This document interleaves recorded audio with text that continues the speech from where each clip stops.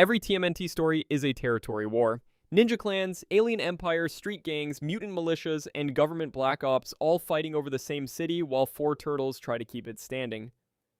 Here is every faction explained. Let's break this down. The Hamato Clan. They are a family pretending to be an army, and the pretense is the only thing keeping them alive. The Hamato Clan is the ninja lineage that Splinter belongs to, and across every TMNT continuity, the clan is defined by one devastating characteristic. It is small. In the Mirage comics, the Hamato Clan is functionally extinct before the turtles are born. Hamato Yoshi was the last practitioner of the family's martial arts tradition.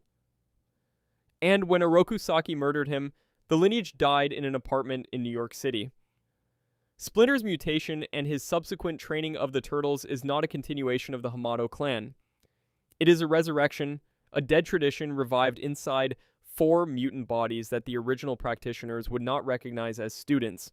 The IDW comics expanded the Hamato Clan into the franchise's most developed faction by giving it a feudal Japanese history, a reincarnation cycle that ties Splinter and the turtles to Hamato Yoshi's original family across lifetimes, and a modern incarnation that eventually absorbs allies like Alapex, Jenica, Casey Jones, and April O'Neil into a structure that grows from a nuclear family into a genuine organization. The ID Hamato Clan acquires territory, it maintains safe houses, it trains recruits beyond the core 4, and under Splinter's leadership, it evolves from a family surviving in a sewer into a political entity with enough power to challenge the Foot Clan directly. But the Hamato Clan's fundamental vulnerability has never changed across any adaptation. It is built on love rather than ideology, which makes it stronger in a fight and weaker in a siege. The Foot Clan can lose soldiers and replace them. The Hamato Clan cannot lose a single member without the loss threatening the entire structure, because every member is irreplaceable, and the faction's strength is measured not in numbers, but in the bonds between the people holding the line. The Hamato Clan is the franchise's most fragile faction and its most resilient, a family that breaks every time it loses someone and rebuilds every time, because the alternative is letting the loss be the last word. The Foot Clan. Their name is a parody, and the parody became the franchise's most enduring antagonist institution. The Foot Clan is named as a direct reference to the Hand, the ninja organization from Frank Miller's Daredevil, because Eastman and Laird created the TMNT as a Daredevil parody, and the Foot was the Hand's comedic mirror. The joke lasted 1 issue. By the time the franchise reached its 2nd year, the Foot Clan had outgrown the parody and become the franchise's most fully realized criminal organization, a ninja army whose institutional memory, hierarchical structure, and operational reach make it the single most persistent threat the Turtles face across every continuity. The Foot Clan adapts to whatever Shredder is leading it. Under the Mirage, Shredder, the Foot is a traditional ninja clan operating in secrecy. Under the 1987 Shredder, the Foot is a bumbling organization staffed by robots. Under the 2003 Chirel, the Foot is a centuries-old military infrastructure. Under the 2012 Shredder, the Foot is a personal army built around one man's vendetta. Under the IDW Shredder, the Foot is a reincarnated feudal institution. Under the IDW Splinter, the Foot becomes an instrument of controlled justice, its criminal operations redirected toward the protection of Mutant Town under a leader who once swore to destroy it. The Foot Clan is the franchise's most narratively versatile faction because it is a vessel, an empty structure that takes the shape of whoever fills the throne, and the franchise has filled that throne with a human, an alien, a demon, a digital ghost, and a rat, and the Foot adapted to every single one of them without losing its institutional identity. If you are enjoying this so far, hit the subscribe button and leave a comment with the TMNT faction you think had the most power. Let us get back into it. The Purple Dragons. They are the franchise's street-level faction, the gang that operates in the space between the Foot Clan's ninja operations and the civilian world that does not know ninja operations exist. The Purple Dragons are a New York City street gang whose criminal activities include drug dealing, protection rackets, extortion, robbery, and any other form of street-level crime that generates revenue in territories the legitimate economy has abandoned. Their relationship with the Foot Clan varies by continuity, but always follows the same structural logic. The Foot needs a buffer between its operations and the public. The Purple Dragons provide that buffer, handling the visible criminal work that the Foot's ninja cannot conduct without exposing their existence. In the 2003 series, the Purple Dragons are led by Hun, a towering enforcer whose loyalty to the Shredder makes the gang an extension of the Foot Clan's ground-level enforcement arm. The IDW comics expanded the Purple Dragons into a more complex organization with shifting leadership and internal politics that occasionally put them in conflict with the Foot rather than in service to it. Casey Jones's connection to the Purple Dragons through his father, Arnold Jones, who leads the gang in the IDW continuity, adds a personal dimension that transforms the gang from a faceless antagonist force into a family trauma that Casey carries into every fight. The Purple Dragons are the franchise's most realistic faction because they are the kind of organization that actually exists. Every city has Purple Dragons, they just wear different colors. The Utroms and TCRI. They are benevolent aliens whose technology accidentally created the Turtles, and the franchise has spent 4 decades deciding whether their benevolence is genuine. The Utroms are a species of small, brain-like aliens who crashed on Earth centuries ago and have been living in secret ever since. Operating through the Techno-Cosmic Research Institute, a front corporation whose real purpose is developing the technology the Utroms need to repair their ship and return home. The mutagenic ooze that created the Turtles and Splinter is a byproduct of Utrom technology, a substance that was never intended for Earth's ecosystem, and whose effects on terrestrial biology were completely unintended. In the Mirage comics, the Utroms are explicitly peaceful, a stranded species whose only goal is going home, and whose relationship with humanity is defined by their desire to remain hidden rather than their desire to dominate. The 2003 series maintained this characterization and deepened it by making the Utrom Shredder, Chirel, a war criminal that the Utroms themselves were transporting to prison when their ship crashed. The distinction matters. The Utroms are not the villains.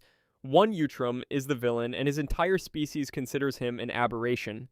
TCRI is the franchise's most morally clean faction, an organization whose worst crime is an accident and whose institutional response to that accident has been centuries of quiet, non-interventionist coexistence with a species they did not choose to live among. The Kraang, they are the Utroms turned inside out. The 2012 Nickelodeon series took the benevolent Utrom concept and inverted it completely, creating the Kraang, an entire species of brain-like aliens from Dimension X whose relationship with Earth is not accidental coexistence but deliberate invasion. The Kraang are body snatchers. They operate through android bodies that look almost human. Their pink brain forms concealed inside the chest cavities of robotic shells that walk through New York City, blending in just well enough to avoid detection, while speaking in a stilted, repetitive syntax that becomes one of the 2012 series' most recognizable verbal signatures. The Kraang's goal is the mutation and terraforming of Earth to make it habitable for their species, a process that requires flooding the planet with mutagen and converting its biosphere into an environment that supports Kraang biology at the expense of everything currently living. Their invasion of New York in the 2012 series' second season finale is one of the franchise's most ambitious action sequences, a full-scale alien occupation that transforms Manhattan into a mutant hellscape and forces the Turtles to flee the city entirely. The Kraang are the franchise's most effective alien faction because their horror is not their power. It is their patience.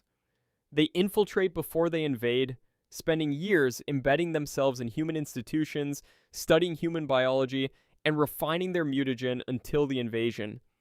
When it finally comes, is not a battle, but a conversion. The Mighty Mutanimals. They are the franchise's second team, and their existence proves that the Turtles are not alone. The Mighty Mutanimals began in the Archie Comics TMNT continuity as a spin-off team of mutant heroes, including Mondo Gecko, Leatherhead, Wingnut, Screwloose, Slash, Ray Fillet, Jaguar, and Dreadmon, who operated independently of the Turtles as a separate force for good. Their Archie Comics run was short-lived but culturally significant because it demonstrated that the TMNT franchise could support more than one team of mutant protagonists without diminishing the Turtles' centrality. The 2012 Nickelodeon series revived the Mutanimals as a team led by Slash, and including Leatherhead, Mondo Gecko, Pigeon Pete, and Dr. Tyler Rockwell, allies of the Turtles who operated as an independent unit during the Kraang invasion and the subsequent conflicts. The IDW comics reimagined the Mutanimals under Old Hobbs' leadership as something far more politically charged, a mutant militia dedicated to mutant liberation through methods that range from community defense to arms stockpiling to outright terrorism. The ID Mutanimals are the franchise's most ideologically complex faction because their cause is just and their methods are not. And the Turtles' relationship with them oscillates between alliance and opposition depending on which line Hobb has most recently crossed. The Triceraton Republic. They are the franchise's largest military force, and their scale makes every other faction on this list look like a neighborhood watch. The Triceratons are a species of anthropomorphic triceratops who operate an interstellar empire spanning multiple star systems, and their military capability exceeds anything Earth can produce by orders of magnitude. Their introduction in the original Mirage comics transported the Turtles from the sewers of New York to the bridge of an alien warship in the middle of a galactic conflict, a tonal escalation so extreme that it redefined what the franchise was willing to attempt. The 2003 series made the Triceraton invasion of Earth one of its most ambitious storylines, depicting a full-scale alien occupation that required the Turtles to coordinate with human military forces and even reluctant Foot Clan allies to repel. The 2012 series escalated beyond invasion into annihilation, having the Triceratons destroy the Earth entirely with a black hole generator. An event so catastrophic that the Turtles had to travel through time to prevent it from happening. The Triceratons are the franchise's existential faction, the threat that makes the Foot Clan and the Purple Dragons and every street-level antagonist feel quaint by comparison, because the Triceratons do not want territory. They want planets. The Earth Protection Force. The humans notice that is the EPF's origin and its justification, and the franchise has used the faction to ask whether the justified response to alien invasion and mutant proliferation is protection or persecution. The Earth Protection Force appears across multiple continuities as a government or military organization tasked with defending Earth from extraterrestrial and mutant threats, and their methods consistently push beyond what the Turtles consider acceptable. Agent Bishop, introduced in the 2003 series, is the EPF's most fully realized representative, a government operative who has been alive since the Roswell crash, preserved through alien technology, and whose obsession with defending humanity from non-human threats has made him indistinguishable from the threats he fights. The IDW comics featured Agent Bishop as a recurring antagonist whose anti-mutant operations put him in direct conflict with the Turtles, while his broader mission of planetary defense gave him a legitimacy that the Turtles could not dismiss entirely. The Tales of the TMNT animated series reimagined Bishop as a female operative whose anti-mutant agenda drove the primary conflict of the season. The EPF is the franchise's most uncomfortable faction because it asks the audience to consider whether the Turtles, from a human government's perspective, are heroes or threats, and the franchise has never provided a clean answer because the question does not have one. The Ninja Tribunal. They train warriors to fight gods, and they consider the Turtles adequate candidates, which is either an honor or a death sentence. The Ninja Tribunal appears in the 2003 series' 5th season, The Lost Episodes, as an ancient organization of 4 mystical warriors who have spent centuries preparing for the return of the Tengu Shredder, a demonic entity whose power exceeds anything the physical world can counter. The Tribunal selects the Turtles as acolytes, subjects them to a training regimen that makes Splinter's instruction look like a warm-up, and equips them with mystical weapons and abilities that elevate their combat capacity from street-level ninjutsu to dimension-shaking supernatural warfare. The Ninja Tribunal is the franchise's most exclusive faction, a 4-member organization that has existed for centuries without recruiting anyone because no previous generation produced candidates worthy of the training. Their willingness to train the Turtles is both a compliment and a condemnation, an acknowledgement that the Turtles are exceptional, and an admission that the threat the Tribunal has been preparing for is finally here. Old Hobbs Mutanimals. The IDW version deserves its own entry because it is a fundamentally different organization from every previous Mutanimals incarnation. Old Hobb is a mutant alley cat who was the first creature mutated by the same ooze that created the IDW Turtles, and the grudge he carries, a missing eye courtesy of Splinter's claws during his mutation, fuels a lifetime of antagonism that evolves from personal vendetta into political movement. Hob founds the Mutanimals not as a hero team, but as a mutant supremacist militia. He stockpiles weapons. He recruits mutants through a combination of liberation rhetoric and territorial protection. He acquires mutagen and creates new mutants to build his army's numbers. In his vision, a mutant homeland where mutants govern themselves without human interference is simultaneously the franchise's most progressive political idea and its most dangerous, because the methods Hob uses to pursue that vision include coercion, violence, and a willingness to sacrifice human lives that the Turtles cannot endorse. Hob's Mutanimals are the franchise's most politically charged faction because they represent a legitimate, marginalized community using illegitimate means to achieve liberation, and the Turtles' opposition to Hob is complicated by the fact that Hob's grievances are real and his community's suffering is genuine. The franchise does not resolve this tension cleanly because the tension cannot be resolved cleanly. The Savate Ninja. They are the franchise's most geographically surprising faction, a French ninja clan whose existence proves that the TMNT universe's martial arts traditions extend far beyond Japan. The Savate appear in the IDW comics as a European criminal organization with roots in French kickboxing traditions that evolved over centuries into a fully developed ninja clan operating outside the Foot Clan's Japanese lineage. Their conflict with the Foot is territorial and ideological, two criminal ninja organizations competing for influence in the same global underworld, and their willingness to ally with the Turtles against the Foot when their interests align makes them one of the franchise's few antagonist factions that function as situational allies. The Savate are the franchise's most narratively efficient minor faction, a single concept, French ninja, that immediately communicates everything the audience needs to know about their fighting style, their cultural identity, and their relationship to the Foot Clan's Japanese monopoly on franchise ninjutsu. Baron Draxum and the Yokai. Rise of the Teenage Mutant Ninja Turtles introduced the franchise's first supernatural faction as a civilizational infrastructure rather than a villain team.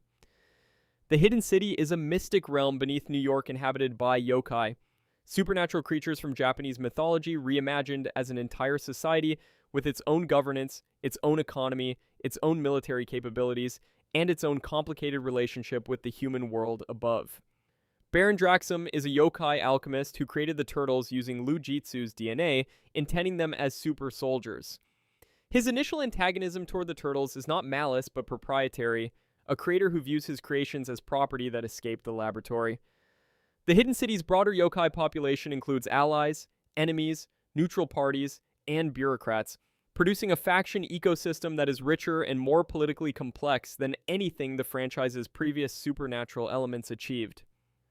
Rice's yokai are not monsters, they are a civilization, and their relationship with the surface world is not invasion but coexistence complicated by mutual suspicion, occasional violence, and the fundamental problem of two societies sharing the same geography without sharing the same reality.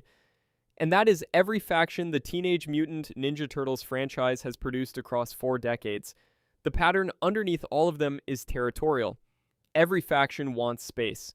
The Hamato Clan wants a home. The Foot Clan wants an empire. The Purple Dragons want a neighborhood. The Kraang want a planet. The Triceratons want a solar system. Old Hob wants a homeland. And the Turtles sit at the intersection of every territorial claim, 4 brothers in a sewer whose only territory is each other and whose only faction is their family.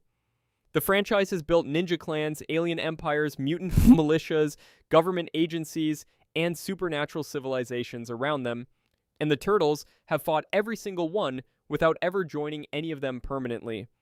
Because the Hamato Clan is not a faction in the way the Foot Clan is a faction. It is a family, and the difference between a faction and a family is that a faction survives the loss of its members. A family does not. Every faction on this list can replace its soldiers.